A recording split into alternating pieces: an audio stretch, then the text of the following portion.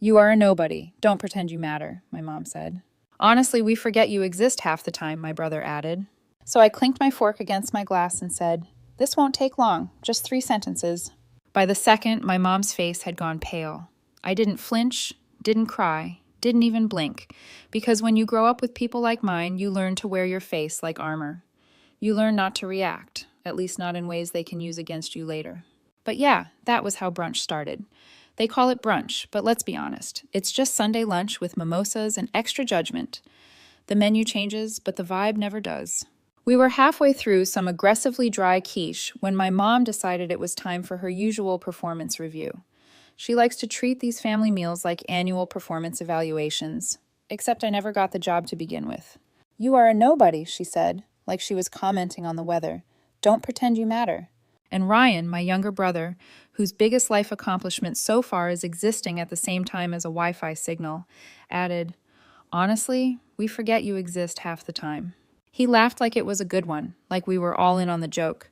I didn't laugh. I just reached for my glass, nothing dramatic, just a casual little clink with the side of my fork, and said, "This won't take long, just 3 sentences." They both looked up mid-bite. "Please," I said, framing Dad, "this copy's for you." Then I pulled a folder out of my bag, plain black, nothing flashy, and slid it across the table. No big speech, no raised voice, just a little nudge across the linen tablecloth. Ryan looked confused, like he thought I was handing out resumes. Mark, the husband my mom married when I was 15 and stopped calling my dad the second the ink dried, leaned forward like he expected concert tickets. But my mom, she didn't move. She just stared at it. Eventually, she reached for the folder and opened it. Page 1, then 3, and I watched it happen. That slow-motion expression shift, like someone realizing the brakes don't work and the wall's a lot closer than they thought. Her fingers started to shake a little. Mark went from smug to pale. Ryan's fork hovered in midair, like he wasn't sure if he should keep eating or run. She hit the last page. "You little bitch," she said, almost under her breath. Mark stood up, chair scraping loudly across the tile. "You said you deleted that stuff." I stood too, adjusted my sweater, picked up my bag. "The originals are already with people who matter," I said. "This is just for your personal enjoyment." And then I walked out. Let's rewind for a second. Technically, I'd moved back in with them about 3 months before this lovely family brunch. Told them I couldn't afford my apartment anymore. Said I was struggling, needed help. My mom was reluctant to take me in. And by reluctant, I mean she said yes, but made it clear she expected rent, chores, and zero attitude. Ryan lives there too, by the way. No job, no rent, no chores. He contributes absolutely nothing except dirty dishes and the occasional opinion no one asked for. I got the laundry room. Not the guest room, not your old room, the laundry room. There's still a dryer in there. It rattles at night like it's possessed. And every time it shook the wall, I reminded myself, just a little longer, just until I found what I needed. Because I wasn't there to bond. I wasn't there because I had nowhere else to go. I was there because I knew there were things they never expected me to find, and I planned to find them. But none of that showed on my face at brunch. At brunch, I poured the orange juice. I passed the butter. I smiled when Mark made his weird, fake jokes about millennials not knowing how to do laundry. Ironic, since I was the one literally doing his. I said thank you when my mom handed me a napkin, like she'd just done me a favor. No one asked how work was going. No one asked what I was working on. The closest I got to attention was, "Do you still drive that little car?" I got a mug that said somebody's favorite daughter for Christmas, which is hilarious considering I'm pretty sure they forgot to wrap it until that morning. Ryan got a new smartwatch and a trip to Cancun for his mental health. I got to vacuum the stairs. So yeah, the moment at brunch, it wasn't planned. Not really. But it felt ready, and when I saw her face go pale, when I saw Mark's eyes flick to the door like he was calculating how long it would take to make a run for it, when I saw Ryan finally shut up for once, I knew I'd hit the vein. I didn't need to scream. I just needed to tell the truth, and I wasn't even close to done. You know how some people talk about their childhood like it was a sitcom? Lots of inside jokes, weird family traditions, embarrassing birthday party stories that everyone laughs about now? Yeah, that wasn't mine. My childhood was less Full House and more Survivor, minus the prize money. From the outside, we looked normal. Holiday cards with forced smiles, family vacations that somehow made it into scrapbooks, a fridge covered in Ryan's terrible school drawings like he was the next Picasso. But inside, it was like growing up in a group project where I was the only one doing any work and still getting blamed for the bad grade. Ryan was always the star, the golden child, the one who could break things and be called spirited. I once knocked over a cup of juice and got sent to my room for being careless and dramatic. At one point, I seriously started to wonder if they had just forgotten I was there. There was this one day, I was 9, when I came home excited because I'd won this small art contest at school. Wasn't a big deal, but I was proud. I showed my mom the certificate. She looked at it and said, "You really should focus more on science. Art won't get you anywhere." Ryan brought home a participation ribbon for Best Listener the same week. She framed it. That kind of stuff adds up. It wears you down in ways that don't show on the outside. You start to question if maybe you're the problem. Maybe you really are, just less interesting, less likable, less worthy. The only person who didn't treat me like an afterthought was my dad. He wasn't flashy or dramatic. He didn't go around giving speeches or trying to win Parent of the Year. But he showed up. He helped with homework, made the best grilled cheese on the planet, let me ramble about books I was reading, and actually remembered what I said. He was steady, quiet. I didn't understand why my mom was always so annoyed with him, like just existing in the same room was a personal insult, but she treated him the same way she treated me, which in hindsight says a lot. Still, I didn't question anything, not until the day everything cracked open. I was 12, sitting in the living room, eating dry popcorn and watching a show I didn't care about. Ryan was upstairs. Mom was on her phone. She turned off the TV and said she needed to show me something serious. That's never a good start. She scrolled through her messages, held out the screen, and said, "This is from your father. You need to see what kind of man he really is." The message was short, just one line: "If you take her, I'll kill you both." I remember staring at the screen, not fully processing it, like my brain just glitched. She told me he was dangerous, that she'd always known something was off about him, that she was filing for full custody to protect me. She rubbed my back like she was the hero in all this, said I didn't need to be scared anymore. I didn't even cry right away. I just sat there stunned, like someone had pulled the floor out from under me, and I was still mid-fall. Then came the court stuff, the silence, the new rules, no phone calls, no visits, no, "We'll figure it out," just done. My dad was erased overnight, like someone edited him out of the script, and I was told to be grateful. What followed were the rebuilding years, as my mom once called them, which is hilarious because she never rebuilt anything. She just rearranged the control panel. I became her emotional punching bag, her live-in help, the kid she didn't want but had to manage. Ryan got louder, lazier, meaner. I got invisible. She stopped pretending we were a family. It was clear I was there because she didn't want the optics of sending her daughter to live with someone she claimed was unstable. But the love, the softness, the basic human decency, gone. I didn't think about my dad for a long time. Not really. I shoved him into a box labeled dangerous and closed the lid. But some things don't stay buried, especially not when they never made sense to begin with. There were too many things that didn't line up, too many moments when I'd hear someone talk about their dad and feel this weird ache, like I was grieving a death no one acknowledged, and the message itself just never felt right. My dad wasn't that guy. He was the guy who cried watching Finding Nemo, the guy who apologized if he raised his voice even a little, the guy who told me he loved me every single time we talked. But I never said anything out loud, because if you start questioning one lie, you have to question all of them. And I wasn't ready for that. Not yet. Fast forward to my 20s. The ache got louder, the questions got heavier, and one day I picked up my phone and sent a message to a number I wasn't even sure still worked. I said, "Hi, I don't know if this is still your number, but I wanted to say hello. Leah." He responded 15 minutes later, and that's when everything started to unravel. I didn't go back. Not after brunch. Not after the folder hit the table and Mom's face did that thing where her expression crumpled, but her pride wouldn't let it finish the job. I walked out and didn't turn around. Didn't take leftovers.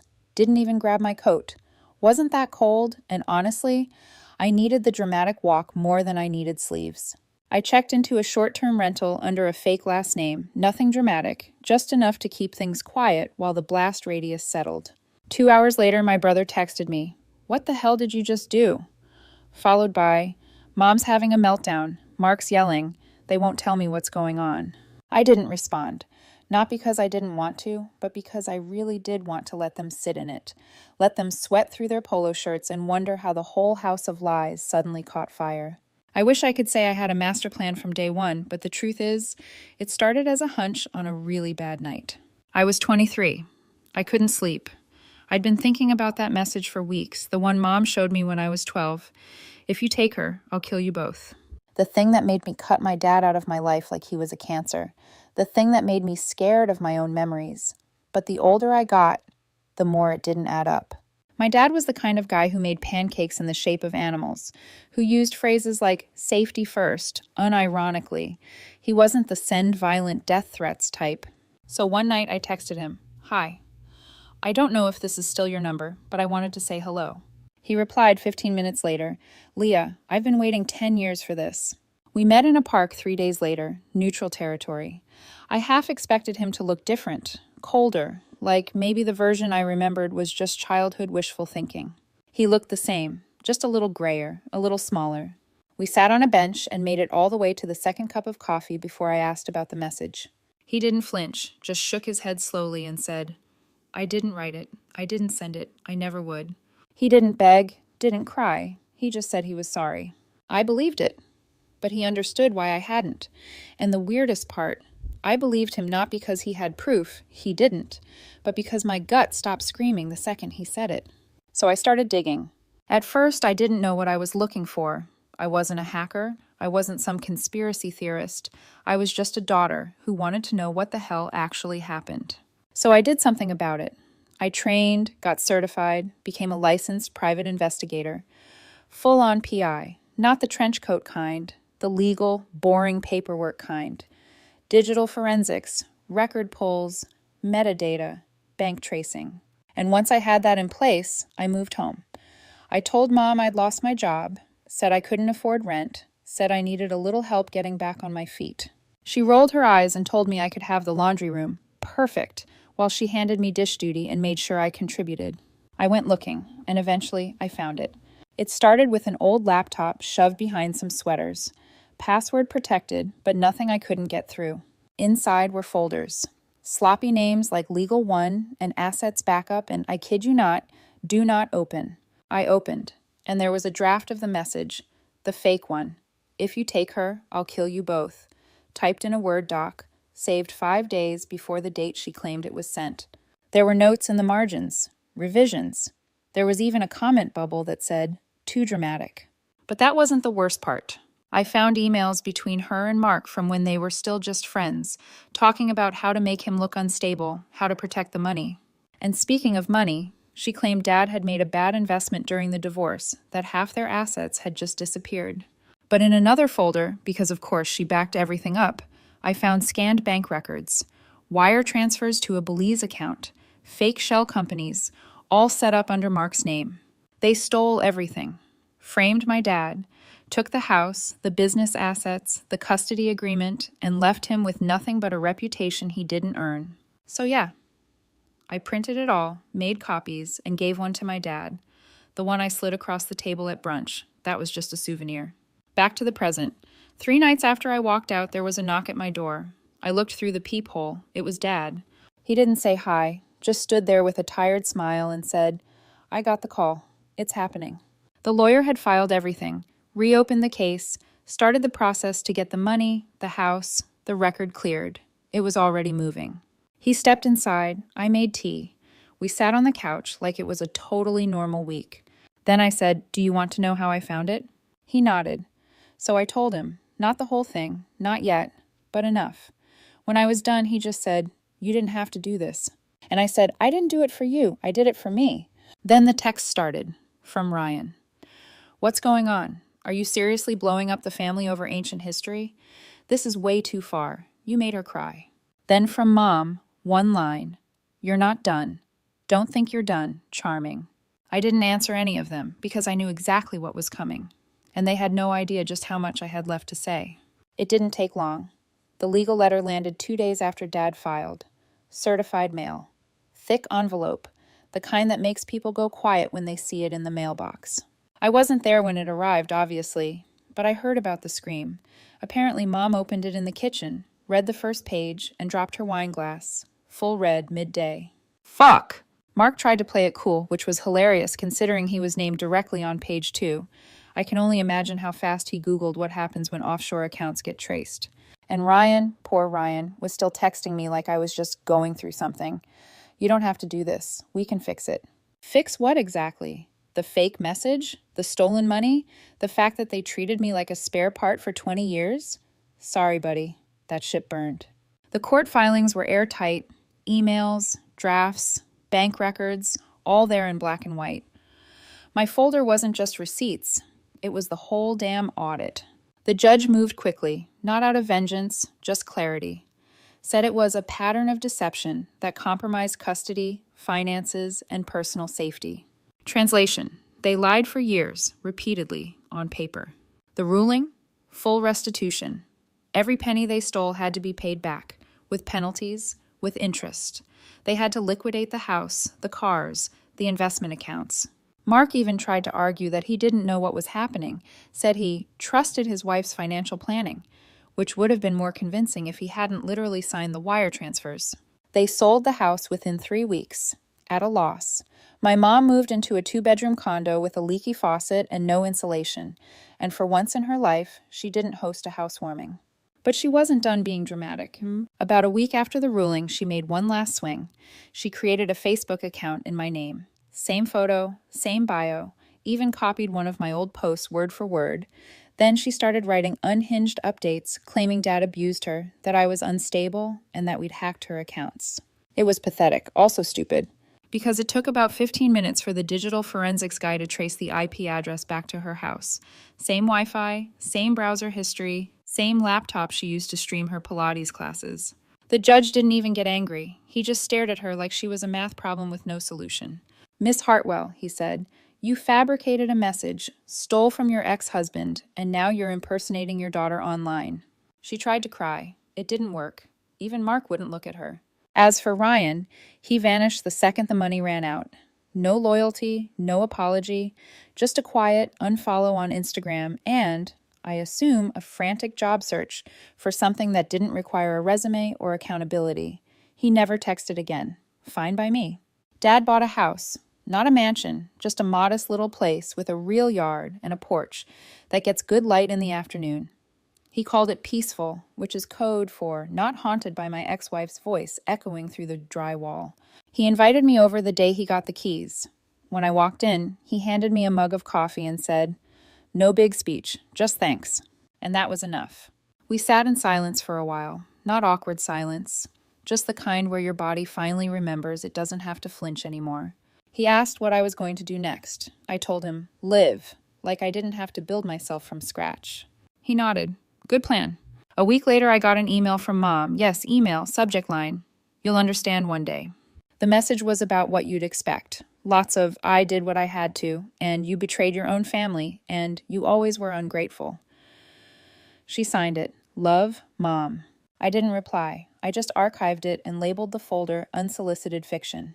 There was no big announcement, no TikTok reveal, no essay on healing. I didn't want revenge. I wanted quiet. And that's exactly what I got. No more explaining myself, no more justifying why I felt like a guest in my own family. Just silence. A kitchen with real food. A living room that feels like mine. A dad who makes dumb jokes and never uses them to hurt me.